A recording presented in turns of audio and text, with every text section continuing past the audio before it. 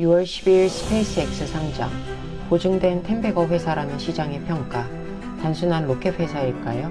아닙니다. AI와 인류 그리고 우주 스페이스X의 진 면목을 지금부터 파헤칩니다. 안녕하세요. 광마입니다. 스페이스X가 6월 12일에 상장을 했죠. 너무너무 중요한 상장이에요.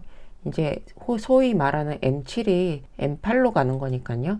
근데 이 스페이스X 비즈니스가 단순한 우주선 쏘는 게 아니거든요. 어떤 새로운 시대를 여는 그런 걸로 봐야 돼요. 그래서 이걸 잘 이해하려면 얘네 상장할 때 SEC 제출한 사업계획서를 한번 읽어봐야 되는데요.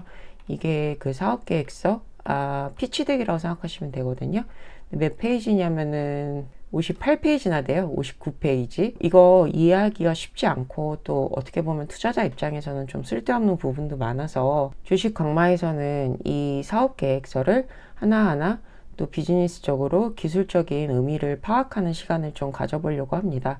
이 사업 계획서 보면은 여러 가지 파트로 되어 있는데요. 저도 한번 여러 비디오에 걸쳐서 이걸 하나하나 파볼 거고요. 오늘은 그 개괄에 해당하는 시간입니다. 이 사업계획서는 여러분들도 다 받아서 보실 수 있는데요. 저는 한 번씩은 다 받아서 보시는 걸 좀 권장을 드리고요. 두 가지로 다운로드 받을 수 있는데 하나는 SEC 에드가 시스템에 직접 검색해서 보시는 방법이고 또 하나는 스페이스X 공식 IPO 웹 포털에서 보시는 방법이거든요. SEC 에드가 시스템은 우리나라로 치자면 다트 비슷한 거예요. 그래서 분기별 사업 보고서라든가 뭐 아니면 처음 상장할 때 사업 계획서 이런 것들 다 나와 있는 거고 주식 소유 관계 변경, 뭐 유상증자 이런 걸 다 볼 수 있는 사이트입니다. 제가 밑에다가 요거 링크는 붙여 놓을 테니까 한 번씩 관심이 있으신 분들은 확인해 보시는 게 어떨까 싶습니다. 아까 말씀드렸듯이 얘네 IPO 웹사이트에 올려놓은 피치 덱 기준으로 약 60페이지고요. 한 장 한 장 다 중요한 얘기지만은 오늘은 뭐 디스클레이머 이런 거 다 빼고 4페이지부터 16페이지까지 해당하는 내용들로 제가 쭉 한번 말씀을 드릴 예정이거든요. 저 읽어보시면은 이게 무슨 소리지 하고 느끼실 수가 있어요. 왜냐 기술적인 내용도 워낙 많고 얘네 사업적인 백그라운드도 좀 이해해야 되고 아니면 엔비디아 같은 다른 AI 업체들과의 경쟁 협력 관계도 좀 이해를 해야 용이하게 읽을 수 있는 부분이 있거든요. 그래서 오늘은 요거 하나하나 좀 짚어보도록 하겠습니다. 먼저 이런 사업 보고서를 읽을 때 제일 중요한 건 미션에 해당하는 거겠죠. 여기 미션을 한번 읽어보시면은 한마디로 말해서 우주로 가자. 스페이스 이코노미의 선언이라고 이해하시면 될 것 같아요. 장기적으로 보면은 궁극적으로는 인류가 다행성 종족이 되고 그 다음에 우주의 본질적인 의미를 이해하고 우리의 인지와 의식을 우주로 확장하는 것이다. 굉장히 철학적인 내용이죠. 뭐 앨런 머스크가 원래 이런 사람이니까 이게 장기적 비전으로 돼 있고요. 그 다음에 단기적으로 이거를 이행하기 위해서 우주로 가는 비용을 극단적으로 낮추고 그 다음에 아직 연결되지 않은 이런 AI 인프라스트럭처라든가 정보 인프라망에 연결되지 않은 전 지구의 30억 명 이상의 사람들을 연결하고 그 다음에 AI의 혁신적인 발달과 수요를 충족시킨다라고 되어 있습니다. 좋은 말인 것 같기는 한데 무슨 소리인지 이해가 잘 안 되실 거예요. 이 뒤에 내용을 한 번씩 보시면은 이제 이해가 되지 않으실까 싶습니다. 얘네 스페이스 원 비즈니스를 이해할 때 제일 중요한 거는 세 가지예요. 우주, 그 다음에 연결성, 커넥티비티, AI 요 세 개를 하나로 묶는다는 거죠. 이게 진짜 어마어마한 얘기입니다. 우주 연결성, 인공지능 요 세 가지가 사실 저희 같은 범인들, 일반인들 입장에서는 잘 이해가 안 될 수가 있어요. 이게 관계가 있나? 근데 얘네는 지금 스페이스 이코노미를 추구하는 회사잖아요. 그래서 이거 세 개를 기가 막히게 잘 연결을 하고요. 또 얘네 같은 경우는 이 세 개의 연결, 수직적 통합을 통해서 어떤 우주 경제에 있어서 독점적인 위치를 차지하겠다는 겁니다. 저한테 있어서도 굉장히 의미가 있는 게 저는 산업이라든가 종목 분석을 할 때 어떤 산업을 딱 선택을 하고요. 메가 트렌드상 가장 우위가 될 것 같은 산업을 선택을 하고 그 산업의 밸류체인을 먼저 봅니다. 그다음에 그 밸류체인에서 중요한 바틀렉들을 파악을 하거든요. 그리고 그 밸류체인의 바틀렉들을 독점하는 기업들을 선택을 합니다. 이런 기업들은 독점이기 때문에 때문에 앞으로 주식 성장할 때 종목의 수익성이 가장 어마어마할 수밖에 없는 기업들이거든요. 엔비디아가 그랬고 뭐 옛날에 애플 스마트폰 그런 것들이 그랬었죠. 근데 이 스페이스X는 이 우주 경제의 모든 바틀렉에 중요한 사업의 혁신적 기술을 선점하고 있습니다. 그렇기 때문에 얘네는 자신들 자체가 모든 걸 밸류체인에서 다 독점하고 있기 때문에 이 주식이 엄청나게 성장할 수밖에 없는 거죠. 이게 스페이스X 금요일 차트인데요. 그러니까는 6월 12일 상장 당시에 5분봉 차트인데 시작은 150불 정도에서 시작을 했고요. 공모가랑은 좀 다릅니다. 얘네 같은 경우에는 9시 반부터 바로 거래하는 게 아니라 어느 정도 가격 매칭 메이커 기간이 끝난 다음에 얘네는 거래를 한 1시부터 시작을 했었네요. 그렇기 때문에 조금 다르다고 보시면 되고요. 종가는 한 166불에 끝났네요. 그래서 공모가보다는 훨씬 높은 가격으로 이미 거래를 시작을 했었고요. 그 가격에서도 상당히 오른 가격에서 20% 정도 오른 가격에서 종가가 형성이 됐죠.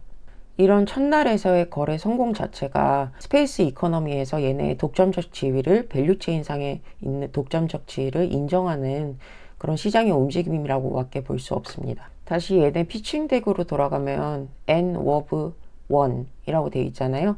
그래서 자기네가 우주 경제를 만드는 데 있어서 이 미래의 인프라스트럭처를 모두 가지고 있는 독점 기업이라는 겁니다. N of One. 이게 무슨 뜻이냐면요. 조금 나이가 있으신 분들은 기억하실 수도 있는데 효도르라고 하는 격투기 선수 있었잖아요. 그 양반 별명이 60억 분의 1이었습니다. 이게 무슨 뜻이냐면 60억 인구 중에 단 한 명 최강자라는 거죠. 스페이스 X도 N of One. 모든 경쟁 기업들, 모든 세상에 존재하는 기업 중에 우리는 최고다. 그런 뜻으로 N of One을 쓴 겁니다. 굉장히 자신만만하죠. 얘네 같은 경우 AI가 아직 독점이라고 보실 분들은 없으실 것 같고 얘네 세 가지 비즈니스, 스페이스, 커넥티비티, AI 중에 스페이스 부분이랑 커넥티비티 부분은 이미 거의 독점입니다. 그래서 전 세계에서 궤도 수송 질량의 점유율로는 80% 이상을 차지하고 있고요. 지구 상공 전체의 기동 위성 중에서 스타링크는 75%입니다. 대단한 독점 벌써 이미 형성을 한 거죠. 다시 피칭덱으로 돌아오면은 자기네들이 이런 세 가지 비즈니스에서 우리가 가장 먼저 했고 우리가 오직 우리밖에 못한다 라고 돼 있는 게 이 장표에 나와 있는데요. 뭐 스페이스 쪽은 다 아실 거예요. 민간 기업으로서 최초로 우주에다가 발사체를 쏘아 올리고 그 다음에 최초의 우주에 유인 발사체를 쏘아 올린 최초의 민간 기업인 거잖아요. 그거 외에 그러면은 커넥티비티랑 AI에서는 뭐가 이렇게 최초가 많아? 라고 생각하실 수가 있는데요. 그 부분은 한번 제가 알려드리겠습니다. 일단 얘네가 자기네가 최초로 했다고 하는 거는 위성 수험, 그러니까 군진 위성이라는 개념이거든요. 그래서 개념 자체는 사실 이거는 스페이스 X가 처음은 아니에요. 근데 이거를 상용화 수준으로 해서 대규모 양산해가지고 실제로 띄운 거는 스페이스 X가 최초가 맞습니다. 여러 개의 위성을 금은병처럼 엮어가지고 지구를 덮는 위성 군집이라는 아이디어는 이미 1990년대부터 있었거든요. 뭐 대표적으로는 이리듐이나 글로벌스타 같은 회사들이 이미 수십 개의 위성, 수십 개 정도밖에 안 되는데 수십 개의 위성을 띄워서 위성 전화 서비스를 하고 있었죠. 이리듐 전화기라는 거 조금 옛날 분들은 기억하실 거예요. 안테나가 대박만하게 생겼죠. 핫도그만한 안테나로 위성전화 하는 그런 게 있었었는데 스페이스 X 같은 경우 스타링크는 그 한계를 뛰어넘었다는 거죠. 그럼 어떻게 한계를 뛰어넘었냐? 기존 우주 기업들이 대규모로 위성을 못 띄웠었어요. 그거 이유는 되게 명확합니다. 로켓 발사 비용이 너무 비쌌거든요. 그래서 개념적으로는 존재했지만은 실제로 만들려면 위성을 수천 개 띄웠어야 됐는데 이리듐이나 글로벌스타도 수천 개는커녕 수십 개밖에 못 띄웠다고요. 그래서 수천 개를 띄우려면은 뭐 로켓도 최소 수백 번에서 수천 번을 쏘아야 되잖아요. 근데 한 번 쏠 때마다 이때 당시는 발사 비용이 수천억 원씩 드니까는 도저히 대기업도 이거를 감당을 할 수가 없었던 거죠. 근데 스페이스 X 같은 경우에는 자기네들이 직접 굉장히 저비용 발사 가능한 로켓 펠컨 5를 직접 만들었고요. 재사용 가능한 로켓이었기 때문에 발사 비용을 기존의 10분의 1, 100분의 1로 후려쳤습니다. 그래서 압도적인 가성비를 가질 수 있게 됐고요. 그래서 미친 발사 빈도를 가질 수 있게 됐고요. 그래서 세계 최초로 정말로 진짜 대규모 위성 군집을 형성시킬 수 있게 됩니다. 그래서 얘네 같은 경우에는 지금 9,600개 이상의 위성을 가지고 있거든요. 어마어마하죠. 이 9,600개 이상의 위성을 이미 가지고 있는데 이걸 수만 개까지 확장할 예정을 가지고 있습니다. 이게 가능한 거는 발사 비용이 너무 낮아서. 그래서 남들이 생각만으로 했던 새틀라이트 스웜 개념을 이들은 최초로 상용화 시킬 수 있었던 거죠. 그리고 얘네가 또 하나 말하는 거, 자기네는 저지연 네트워크다 라고 말하고 있어요. 로우 레이턴시 네트워크, 이게 대체 뭐냐라는 게 중요한데요. 쉽게 말하면 데이터가 지상이랑 우주랑 오고 가는 속도가 엄청나게 빠르다는 겁니다. 그래서 되게 좋은 거죠. 어디에 좋냐면은 AI 데이터 센터와의 시너지가 핵심입니다. AI 데이터 센터라고 하면은 얘네가 꿈꾸는 거는 우주 데이터 센터거든요. 이거 뒤에서 좀 더 자세하게 말씀드리겠지만은 지상에는 더 이상 데이터 센터를 세우기가 굉장히 어렵습니다. 일단 자원이 부족하고요. 전기 같은 거요. 그 다음에 냉각시킬 수 있는 시설도 굉장히 부족합니다. 뭐 물 같은 것도 많이 필요하고 그런데 사실 이것도 전기로 해야 되는데 전기도 부족하고 물도 부족한 거죠. 그리고 세울 수 있는 땅이 부족해집니다. 왜냐하면은 도시 근처에 세우려면 민원이 엄청나게 폭발하고요. 사막 같은 데 세우려면은 당연히 뭐 기반 인프라 시설이 부족해져서 문제가 되는 거죠. 그래서 스페이스 X 같은 경우에는 우주의 데이터 센터를 세우겠다는 겁니다. 얘네가 가지고 있는 자율주행 자동차라든가 아니면 로봇 또는 소비자들이 쓰는 그록 X 이런 것들을 연결을 시켜가지고 AI를 이제 가동을 시키겠다는 건데 그러면은 빨리빨리 움직여야 되는 거잖아요. AI 센터에서 생성된 데이터가 지상까지 빨리빨리 움직여야 되는데 그러면서 로우 레이턴시가 엄청나게 중요해지는 거죠. 그러면 왜 스페이스 X만 로우 레이턴시가 가능하냐? 기존 위성은 왜 안 되냐? 떠있는 높이 고도 차이 때문에 그렇습니다. 기존은 36,030에 있거든요. 그래서 이거를 빛의 속도로 쏴도 왕복 지연 속도가 0.5초나 발생하게 됩니다. 그래서 실시간 금융거래나 자율제어가 절대로 불가능하죠. 근데 스타링크 같은 경우에는 550km에 배치가 돼 있거든요. 턴시가 빛의 속도면은 0.02초에서 0.04초입니다. 이 차이가 몇십 배 차이가 나죠. 그렇기 때문에 저궤도 위성이라는 게 굉장히 중요하고요. 이 저궤도 위성을 만들 수 있게 하는 기술력 자체가 새틀라이트 스웜입니다. 왜냐하면 기존의 고궤도 위성에서는 고궤도로 올라가니까 커버 범위가 높아지잖아요. 근데 저궤도 위성은 레이턴시가 낮은 대신에 커버 범위가 낮아지는 거죠. 그래서 당연히 군집 개념이 중요해지고요. 이 군집 개념을 하려면은 저비용 발사가 필수적인데 이 기술을 독점하고 있는 게 스페이스 X라는 거죠. 그러면 설마 유일한 거냐? 경쟁사 없겠냐라고 생각하실 수도 있는데요. 뭐 모든 거는 다 경쟁사가 있는 거잖아요. 비즈니스라는 거는 몇 가지가 있습니다. 원웹이라는 영국 회사가 있고요. 그 다음에 아마존 프로젝트 카이퍼라는 게 있습니다. 근데 원웹 같은 경우에는 군사나 정부용으로만 쓰이고 있어요. 그렇게까지 다양화되어 있는 민간용은 아닌 거고요.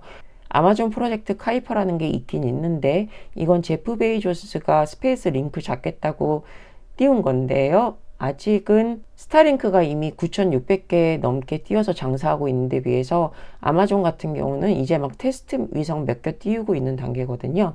격차가 하늘과 땅입니다. 그리고 또 하나 굉장히 중요하고 핵심적인 이유 중에 하나가 이미 궤도와 주파수 알박기가 끝난 겁니다. 예전에 SK텔레콤이 이동통신사 시장을 완전 거의 독점할 수 있었던 이유가 주파수가 너무 좋아서 그런 거잖아요. 마찬가지로 스페이스 X도 선발 주자였기 때문에 굉장히 좋은 주파수로 자기네가 독점을 이미 해버렸습니다. 이건 라이센스기 때문에 남들이 진입하기가 힘든 거죠.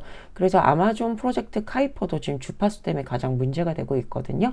요것 때문에라도 지구를 커버하는 유일무이한 네트워크는 스타링크가 될 가능성이 높고 그렇기 때문에 스페이스 X가 독점적인 지위를 상당 기간 누릴 거라고 예상이 되고 있습니다. 그래서 앞에서 이제 발사체 스페이스라든가 커넥티비티 연결성은 독점일 수밖에 없는 내용들 다들 이해를 하셨을 텐데요. 그럼 AI에서는 도대체 독점이라는 말이 왜 나오지? 퍼스트라는 말이 왜 나오지? 라고 생각하실 수 있으실 것 같아요. AI 자체는 여러분들도 다 생각하시다시피 오픈 AI, 구글, 뭐 엔비디아 같은 빅테크들이 훨씬 전부터 돈을 쏟아부으면서 판을 주도해 왔잖아요. 그럼에도 불구하고 스페이스 X가 굉장히 뻔뻔하게 first와 only라는 단어를 썼는지 알려드리겠습니다. 그거는 얘네가 AI 모델 소프트웨어가 아니라 그 AI를 돌리기 위한 무지막지한 물리적 인프라와 환경을 기준으로 말하기 있기 때문이죠. 제가 딴 비디오에서도 자주 언급하는데 AI 모델 자체는 이미 진화가 끝났습니다. 현재 동작하고 있는 라지 랭귀지 모델, LMM 그리고 그에 기반한 추론 모델들은 이론이 이미 끝났거든요. 더 이상 발달할 곳이 없습니다. 그래서 이제는 인프라 경쟁이에요. 인프라 경쟁에서 제일 중요한 거는 전력이죠. 근데 XAI 같은 경우는 거의 전력을 독점하다시피 하고 있습니다. 요거는 바로 다음 장에서 제가 또 설명을 드릴게요. 그리고 우주 궤도용 AI 센터를 스페이스X가 이미 독점하고 계시다고 생각을 하시면 됩니다. 앞에서 말씀드렸다시피 지상 데이터 센터는 이미 한계가 도달을 했고요. 그러면은 우주로 가버리면 되는데 실제로 구글이나 아마존 같은 경우도 굉장히 열심히 하고 있습니다. 근데 다른 데보다 스페이스X의 XAI가 앞설 수밖에 없는 게 이미 AI 서버 위성을 우주로 배달해 줄 수 있는 스타쉽 같은 초대형 로켓과 그거를 연결해 줄 수 있는 저지연, 저궤도 위성망이 얘네가 유일하게 가지고 있잖아요. 딴 데 같은 경우에는 그걸 만들려면 또 지금부터 계속 프로젝트를 해서 돈을 투입을 해야 되는데 스페이스X는 그걸 이미 다 해놨거든요. 그래서 이제는 AI 데이터 센터만 하늘로 올려보내면 되는 거죠. 이미 테스트 운행도 여러 번 해본 거고 그렇기 때문에 엄청나게 강력한 모델이 되는 겁니다. 그리고 여기서 또 보셔야 될 되게 중요한 부분이 하나가 있는데요. 레딧이라는 회사 아시죠? 미국에 있는 DC 인사이드 같이 여러 명들이 모여서 그냥 수다 떨고 노는 그런 사이트인데요. 그 사이트의 주식이 2006년도 초반에 엄청나게 올랐습니다. 왜냐면은 LMM 같은 경우에 최신 데이터를 계속 학습을 시켜야 되는데 최신 데이터를 수다를 떠는 그 데이터 자체가 레딧이라는 데가 너무나 강력하게 많이 가지고 있는 거죠. 기존까지는 오픈 AI나 구글 제미나이가 그런 것들을 그냥 크롤링 해가지고 아무렇게나 막 써먹었는데 이게 지적 재산권이 문제가 되니까는 직접 재산권을 가지고 있는 레딧 같은 회사가 그거를 돈 받고 팔기 시작한 겁니다. 그래서 그 데이터 자체가 지금 굉장히 비싸졌어요. 근데 스페이스X 같은 경우에는 이미 X라는 세계 최대의 SNS를 가지고 있잖아요. 그래서 그 최신의 말뭉치를 무료로 뽑아갈 수 있는 겁니다. 엄청난 시너지가 되는 거고요. 그러게 엄청난 장점이 되는 겁니다. 이게 또 스페이스X가 가지는 인프라의 온리 지위에 해당해 버리는 거죠. 앞에서 AI 인프라에서 전력을 얘네가 독점적으로 확보한 게 굉장히 중요하다고 말씀을 드렸는데요. 이거 왜 그러냐라는 거를 설명을 드려야 될 것 같아요. 이게 앨런 머스크가 되게 잘하는 것 중에 하나인데 앨런 머스크가 테슬라 만들 때 제일 중요했던 거 하나가 2008년 금융위기 오면서 제가 정확히 회사는 기억 안 나는데 포드인가 GM인가가 망해가지고 새로 만든 공장을 어쩔 수 없이 팔아야 되는 상황이 있었습니다. 그때 앨런 머스크가 그걸 헐값에 인수를 해서 테슬라를 시작을 한 거거든요. 마찬가지입니다. 앨런 머스크 같은 경우에는 텍사스에 있는 무법 전력망을 먼저 선점을 했습니다. 이게 다른 쪽에 있는 전력망 같은 경우에는 규제가 엄청나게 까다로워요. 텍사스 같은 경우에는 미국에서 유일하게 자체적인 독립 전력망을 쓰고 있습니다. 그래서 텍사스는 미국에서 제일 규제가 느슨하고 기업이 원하면은 전력을 빠르게 끌어다 쓸 수 있는 그런 구조입니다. 그리고 텍사스는 태양열이 엄청나게 강하고 바람도 많이 불잖아요. 그리고 천연가스가 생산이 되고 있거든요. 그래서 윈드팜이라든가 천연가스 발전소, 태양광 발전이 미국에서 가장 활발합니다. 이런 것들을 그냥 독점적으로 계약을 해버린 거죠. 그 다음에 테슬라 메가팩을 통해서 전력 알박기를 해버렸습니다. 아까 윈드팜이나 태양열 발전기 많이 쓴다고 말씀을 드렸는데요. 그러면 가장 큰 재생에너지들의 문제가 전력이 일정하지가 않습니다. 근데 얘네 같은 경우에는 테슬라에서 이미 전력팩, 메가팩을 생산을 하고 있잖아요. 물론 거기 들어가는 배터리 셀은 LG 엔솔 거긴 하지만 그걸 묶는 게 더 비싼 기술력이거든요. 근데 테슬라는 이미 그 기술력을 가지고 있었으니까 그거를 이용을 해서 낮에 충전하고 밤에 쓰기라는 재생에너지에 대응할 수 있는 최적의 전력 인프라를 가지고 있는 겁니다. 한마디로 말해서 스페이스X의 xAI는 기존 인프라를 먼저 선점을 해버리는 바람에 시간 단축을 해버린 거죠. 이제 다른 기업들이 텍사스에다가 데이터 센터 짓고 싶어도 이미 xAI가 그 전력망을 다 그리고 그 부지를 다 인수를 해버렸기 때문에 딴 데서 지을 데가 없어요. 딴 데서 새로 지으려면은 이제 4년이나 5년 대기해야 되는데 xAI는 이 시장을 먼저 바라보고 그 전력만 시장을 선점을 해버린 거죠. 정말 대단한 해안이지 않습니까? 근데 이제 또 다른 분들 이렇게 생각하실 거예요. 텍사스는 사막 거의 비슷한 거잖아요. 그러면은 텍사스의 냉각 시설로 쓸 수 있는 물이 풍부한가라는 건데요. 여기서 앨런 머스크의 미친 상상력이 이제 빛을 발하는데 기존에 하고 있는 그런 순행식 대신에 공랭식 대형 에어컨 가동을 시킵니다. 전기를 이미 독점했으니까 전기로 때우는 거죠. 그 다음에 비전동성 오일 냉칩 냉각 시스템을 쓰는 거죠. 요거는 엔비디아도 요새는 쓰고 있는 건데 오일을 폐쇄형 루프 안에서 연구 소모 없이 뱅글뱅글 돌게 하게 만들기 때문에 용수 부족 문제를 완결하게 해결하면서 지옥의 온도 같은 텍사스의 한여름열을 커버해 주는 겁니다. 그러면 이제 우주 데이터 센터 말씀을 드려야 되는데요. 굉장히 중요한 거죠. 스페이스X에서 스페이스X가 가장 높게 평가받는 지금의 원인 중에 하나는 우주 데이터 센터거든요. 이게 곧 미래라고 에브리바디 생각하고 있으니까요. 우주 데이터 센터를 궤도상에 띄우고 대규모 데이터를 만든다라는 겁니다. 왜 굳이 AI 센터를 우주에 지을까라고 하면은 지상의 기가와트급 데이터 센터를 이미 얘네는 텍사스에 확보를 했지만 그럼에도 불구하고 모자라게 된다는 거죠. 그리고 전력도 모자라게 되고 그렇기 때문에 무한한 전력, 태양광 패널만 쫙 펼치면은 무지막지한 청정 전력을 공짜로 생산할 수 있는 AI 데이터 센터로 간다는 겁니다. 여담이지만 빌 게이츠, 샘 우트만 같은 경우에는 핵융합 발전에 투자비를 엄청나게 쏟아붓고 있습니다. 근데 앨런 머스크는 오히려 이 핵융합을 비웃습니다. 아니, 우주로 가면 자연 핵융합 에너지가 넘치는데 굳이 왜 지상에서 그런 거 하려고 돈을 쓰냐, 뭐 이 마인드인 거죠. 저도 사실 핵융합에 대해서는 앨런 머스크의 의견에 동의하는 편입니다. 정말 대단한 사람이지 않을 수 없어요. 그리고 또 하나 되게 좋은 게 뭐냐면은 냉각 시스템이 엄청나게 천연으로 확보가 되기 때문에 냉각 비용이 0원, 빵원이 된다는 거죠.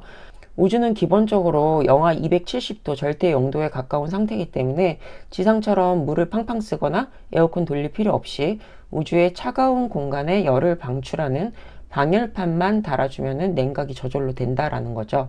요거는 이제 또 어떤 분들은 그거 앨런 머스크는 그렇게 생각하지만 젠슨왕은 다르게 말하던데 라고 생각하시는 분들도 있으실 텐데요. 좋은 질문인 것 같고요. 그건 뒤에서 또 자세히 설명을 드리도록 하겠습니다.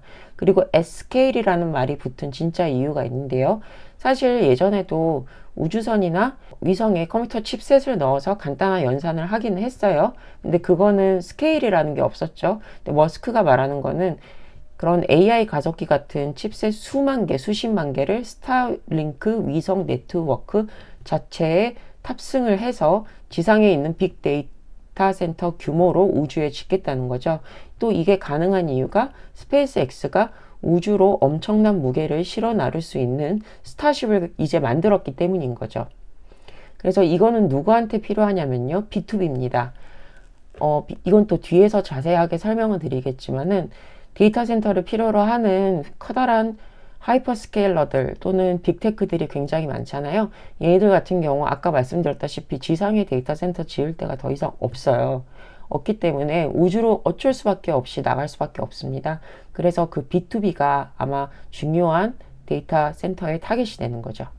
근데 우주에서는 젠슨왕 같은 경우에는 이렇게 말을 해요. 복사 냉각, 그러니까는 물을 돌린다든가 뭐 오일을 돌린다든가 어쨌든 간에 복사 냉각이 돼야만 열을 해결할 수 있다고 젠슨왕은 얘기를 하거든요. 근데 요거 뭐 GTC에서 이번에 얘기를 한 거니까 찾아보시면 될 것 같고요. 근데 극저온이라고 해도 우주에는 공기라든가 수분이 없기 때문에 냉각이 잘 안 됐을 거다라고 말한 거는 맞는 얘기입니다. 젠슨왕이 말한 우주 냉각이 지옥이라고 젠슨왕은 말하고 있는데요.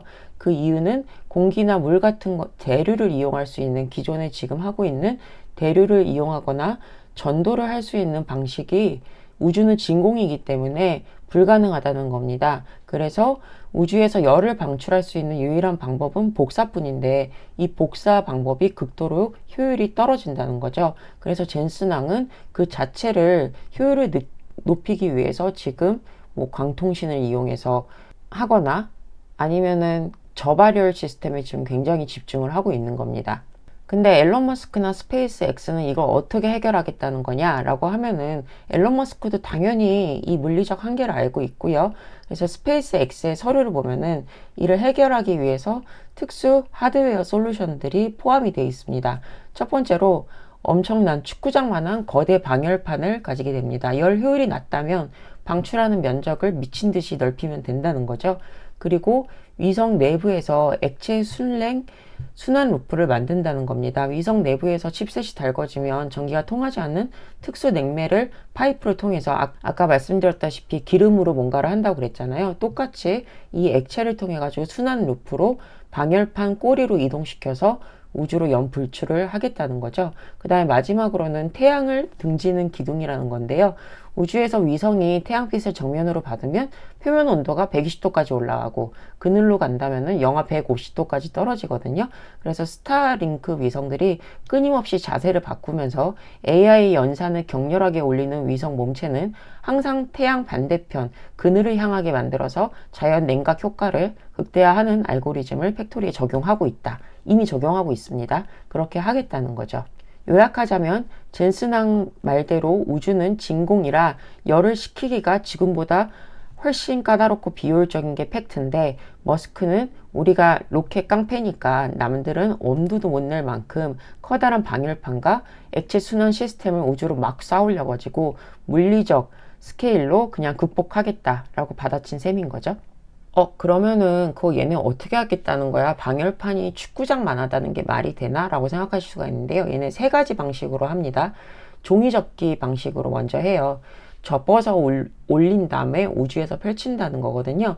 그래서 절대 그렇게 큰 축구장 모양의 방열판을 그냥 가져간 게 아니라 종이접기처럼 겹겹이 접어가지고 가져간 다음에 우주궤도에 도착하면은 형상기억 합금 같은 걸 이용해서 로봇팔이 차르르 펼치는 방식을 쓰는 겁니다. 그리고 인류는 이미 이걸 성공시킨 적이 있어요. 제임스 웹 우주 망원경, 요거 들어보신 분들도 계시죠? 테니스 코트만한 크기의 거대한 거울과 태양 차광막을 우주로 가져갈 때 이 방식을 똑같이 썼었습니다. 그래서 스페이스 X도 요거를 그냥 쓰겠다는 거죠. 두 번째로는 아주 가벼운 탄소 섬유 재질을 쓰겠다는 겁니다. 이것도 얘네만 가지고 있는 기술 중에 하나인 거고요. 결정적으로 얘네한테는 스타쉽이 있습니다. 이거는 무거운 거를 위로 올릴 수 있는 유일한 거거든요. 로켓랩 같은 경우도 이런 스타쉽 비슷한 무거운 걸 위로 써 올릴 수 있는 뉴트론 프로젝트를 하겠다고 말은 했는데요. 3분기에 이제 테스트 비행을 하겠다고 했는데 얘네는 당장 가능한 거죠. 그래서 요 세 가지 때문에 거대 방열판이 가능한 거고, 그래서 AI 데이터 센터를 정말로 우주에서 젠슨왕의 말과는 달리 이제 실제 가동을 적어도 한 2028년부터는 상업화시킬 수 있는 그런 환경이 마련이 되는 겁니다. 이 부분에 대한 기술적 설명이 좀 길고 여러 가지 부가 설명이 많이 들어가는 바람에 조금 오래 걸렸는데요. 그 다음은 Why we win. 스페이스X가 이길 수밖에 없는 이유. 여러 가지 말을 써놨는데 행간을 읽으면 이래요. 첫 번째, 진입장벽이 미쳤다.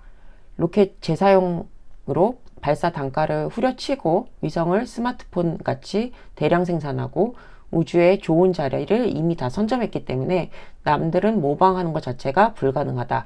그 다음에 AI 시대의 진짜 혈관이다. 남들이 LLM 모델을 막 밑에서 훈련시키고 이제 만들 무렵에 얘네는 이미 다 끝났고요. 뭐 그거는 구글이나 마이크로소프트 똑같으니까 요거는 독점이라고 볼 수는 없지만 이 AI의 데이터 센터 자체를 지구 전역을 덮는 스타링크의 실시간 데이터를 먹인 초대형 AI 인프라를 독점하겠다. 그렇기 때문에 우리가 먹을 시장은 조단이다. 단순 로켓 배달비 몇 푼 버는 회사가 아니라 우주와 AI가 만나는 새로운 수조 달러 시장을 우리는 창출하겠다라고 말하고 있는 겁니다. 그리고 이 부분이 제가 스페이스 X에서 가장 좋게 보는 부분 중에 하나인데요. 뭐 딴소리긴 하지만 앨런 머스크나 샘 올트만을 비교하면은 저는 뭐 앨런 머스크 하는 기업에는 무조건 투자를 하겠는데 샘 올트만이 회사에는 무조건 투자를 안 한다 이런 원칙 아닌 원칙을 가지고 있거든요. 왜냐면 앨런 머스크 같은 경우에는 오퍼레이션의 천재이기 때문입니다. 얘가 원래 천재가 아니라 이 친구 같은 경우 굉장히 여러 번의 실패를 거듭했잖아요. 예를 들자면 테슬라 같은 경우에는 생산 공정에 엄청난 문제가 있었어가지고 현대자동차에 팔려고 했다는 소문까지 있었습니다. 근데 어느 순간 갑자기 깨달음을 얻더니, 갑자기는 아니죠. 하도 많은 실패를 거듭하다 보니 이 친구가 점점 깨달음을 얻게 돼서 결국은 이런 모든 것들을 수직 통합화해야겠구나. 그러니까 결국은 X에서 만든 말뭉치를 우리가 먹이로 쓰고 또 스페이스 X에서 만든 그런 저비용 로켓을 우리가 스타링크에서 또 우리의 먹이로 써먹고 그 다음에 AI에서는 얘네 두 개에서 만든 기반 기술을 또 먹고 그 다음에 AI에서 나온 또 기반 기술을 스페이스랑 커넥티비티에서 또 먹고 이런 순환적인 vertical integration 수직적 통합이 얘네는 됐다는 겁니다. 그러니까 밸류체인 분석에서 바틀렉 분석해 가지고 종목을 선정할 필요 없듯이 모든 바틀렉 자체를 버티컬 인터그레이션으로 얘네가 다 가지고 있기 때문에 그냥 무조건 얘만 투자하면 된다. 시장에서도 아마 이걸 이렇게 보고 있는 것 같습니다. 그렇다고 제 말이 맞는 게 아니고요. 투자는 어디까지나 여러분들 분석과 의사결정에 의해서 하셔야 되는 겁니다. 그리고 이 부분이 알고리즘이라고 되어 있는데 이게 뭐 소프트웨어적인 알고리즘이 아니라 앨런 머스크 본인의 일하는 방식이거든요. 앨런 머스크가 처음부터 이런 일하는 방식을 가진 건 아니고 아까 말씀드렸다시피 뭐 테슬라의 전기차 공정 같은 데서 하도 불량률이 높고 이런 과정들을 본인이 해결하다 보니까 어쩔 수 없이 일하는 원칙으로 생긴 건데요. 원칙 1은 요구사항을 덜 멍청하게 만들어라는 겁니다. 이 부품이 정말 필요한가? 만든 놈이 바보 같은 생각을 한 거 아니야? 라는 의심을 가지고 처음부터 의심의 눈초리로 보기 시작하다 보면은 진짜 핵심 엑기스만 보인다는 거죠. 이 두 번째가 또 앨런 머스크가 가장 강조하는 단계인데요. 최고의 부품은 없는 부품이고 최고의 공정은 없는 공정이다 이런 말을 하거든요. 일단 무조건 빼보고 나중에 문제가 생기면은 그때 다시 10%만 집어넣으라는 그런 과감한 원칙입니다. 그 다음에 사람들이 가장 많이 하는 실수가 최적화 부분이거든요. 존재해서는 안 될 부품을 최적화하는데 시간을 쓰는 게 가장 멍청한 겁니다. 그래서 1번 원칙 덜 멍청하게 만들고 두 번째 다 빼버린 다음에 남은 진짜 핵심 이 두 가지만 가지고 최적화라는 거죠. 그리고 4번이나 5번은 결국은 속도를 높이고 자동화하라는 건데 이거는 앨런 머스크가 넥스트 단계로 보고 있는 로봇의 피지컬 AI를 통해서 이 전 과정을 자동화시키자는 거죠. 이 정수가 모두 포함되어 있는 게 지금 스페이스 X 그리고 그 상장이라는 겁니다. 그래서 스페이스 X가 어마무지한 회사일 수밖에 없는 거죠. 그리고 얘네 사업 보고서 같은 경우에 자기네 현재 매출을 이제 보여주는 게 있거든요. 보시면 우주 쪽 매출은 정말 보잘게 없습니다. 꽤 큰 거는 지금 이미 AI 쪽 매출이고요. 그 다음에 스타링크, 커넥티비티 쪽 매출입니다. 뭐 AI는 이해가 팍 되실 거예요. 요즘 워낙 AI가 대세니까. 근데 스타링크 쪽이 사실 굉장히 커요. AI 인프라스트럭처만큼 되는 크기네요. 이게 왜 그러냐면요. 전 세계 인구의 37%는 아직 인터넷 구경도 못 해본 겁니다. 그리고 이동통신사들 같은 경우에 지갑을 통째로 털어올 수 있는 거죠. 마지막으로는 달리는 모든 움직이는 것들의 필수제가 됩니다. 예를 들면 얘네가 만들고 있는 테슬라의 자율주행 시스템도 얘네의 커넥티비티 스타링크를 먹이로 쓰고 있고요. 그 외에 선박, 비행기 모든 것들에 인터넷이 달릴 텐데 그 인터넷의 커넥티비티는 결국 스타링크 아니면 할 수 없다라는 결론에 이르게 되는 거죠. 그리고 이 부분이 어떻게 보면은 스페이스 X의 메인 상장 이유인데요. 결국 상장해서 만들어지는 자금으로 우리는 뭘 할 거냐라고 하면은 AI의 부분에서 엔터프라이즈 어플리케이션을 확장하겠다는 겁니다.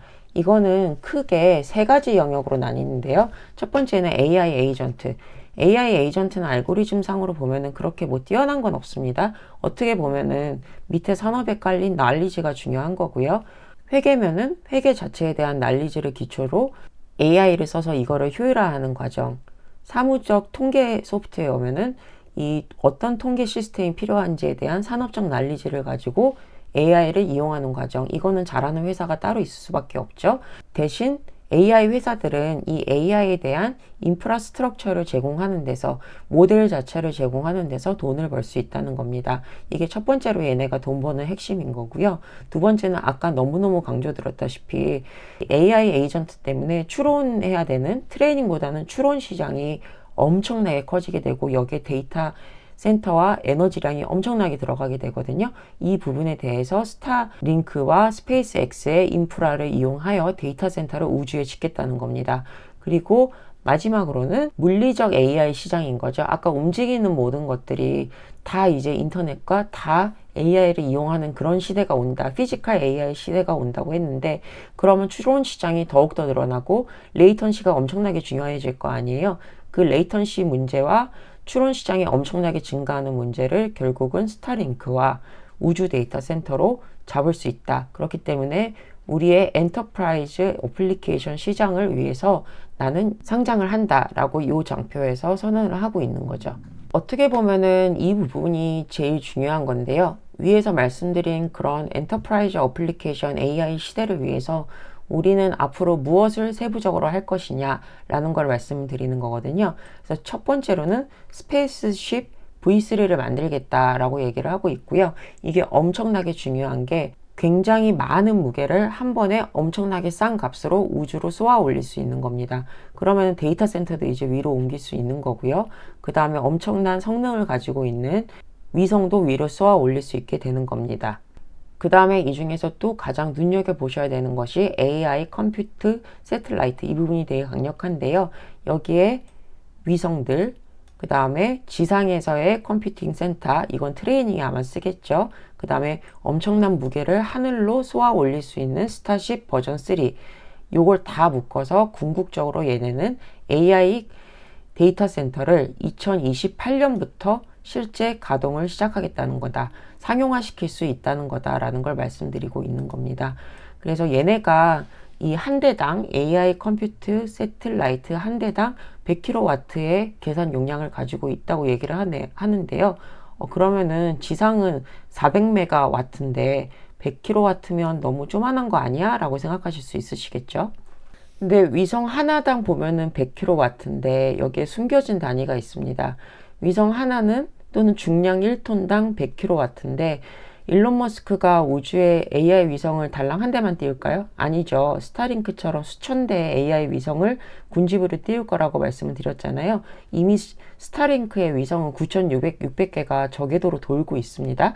그러면 한 대당 100kW짜리를 1000대만 띄워도 전체 연산은 100MW가 되는 거고요. 4000대를 띄우면은 지상에 있는 본진과 맞먹는 400MW급의 우주 AI 데이터 센터 제국이 완성이 되는 겁니다. 9,600개가 이미 있는데 4,000개 띄우는 게 일일까요? 일도 아니겠죠. 그렇기 때문에 이 데이터 센터의 실용성, 상용성이 어마어마하다라고 시장에서는 보고 있는 겁니다. 또 앞에서 스타쉽 V3가 엄청나게 중요하다고 말씀드렸잖아요. 이게 도입되면 데이터 센터 만들고 그 다음에 스타링크를 통해서 로우 레이턴시를 이용하여 지상과 우주의 AI 데이터 센터 링크를 가능하게 한다라고 말씀을 드렸는데요. 이게 굉장히 중요한 이유는 두 가지 때문입니다. 첫 번째는 한 번에 실어 나를 수 있는 양, 그 다음에 1kg당 발사 비용, 이 두 가지인데요. 과거에는 한 번에 10톤에서 20톤밖에 되는 양을 못 날랐습니다. 그리고 1kg당 비용은 10,000불에서 20,000불, 엄청나죠. 근데 스타쉽 V3가 도입이 되면요, 수송량이 100톤이 됩니다. 굉장히 큰 데이터 센터도 한 번에 이제 우주로 날려보낼 수 있게 되는 거예요. 그 다음에 1kg당 비용도 100불에서 200불, 과거에 비하면 엄청나게 줄어드는 거죠. 이 100불이 마의 장벽이었거든요. 이게 되면은 우주에서의 데이터 센터 비용이 지상보다 싸워지는 그런 BEP가 되는 겁니다. 그래서 스타쉽 V3를 킬링 포인트로 시장에서는 보고 있습니다. 한마디로 말해서 결국은 우주 데이터 센터가 만들어지려면은 우주로 가는 로켓 배송이 완성이 돼야 된다는 건데, 말 그대로 로켓 배송인 거죠. 쿠팡의 로켓 배송이 아니라 진짜로 로켓 배송. 이 로켓 배송이 2026년에 스타쉽으로 V3로 결국은 완성이 됐다라고 말씀드리는 겁니다. 소위 AI가 발전하면은 이제 인간은 쓸모없는 거 아니야 라고 생각하실 수 있을 것 같은데요. 뭐 여담으로 저는 이 의견에 반대를 하고요. 인류는 결국 상상력을 가지고 있고 그 다음에 어떤 인사이트와 깨달음 그리고 새로운 걸 추진할 수 있는 능력이 있기 때문에 결국은 뭐 스페이스X, 앨런 머스크가 보듯이 발전해 나갈 수밖에 없고, 새로운 문제를 푸는 거, 기존에 그냥 단순한 수학이나 코딩이 아니라 새로운 문제를 깨달음과 인사이트를 가지고 푸는 거는 인간밖에 할 수 있는 부분이 아닐까? 이 스페이스X가 그런 인류의 발전 방향성을 시장에서 보여주고 있는 모델이라고 저는 생각해서 이 사업계획서를 관심 있게 봤습니다. 여기까지가 스페이스X 상장의 사업계획서에 대한 제 분석이었고요. 내용이 워낙 좀 많을 수도 있기 때문에 분석은 여러 차례로 나눠서 갈 예정입니다. 정확히는 잘 모르겠지만 저도. 하지만 제 분석은 어디까지나 참고로만 하시고요. 투자는 개인의 분석과 의사결정 그리고 책임하에 이루어져야 함을 말씀드립니다. 감사합니다.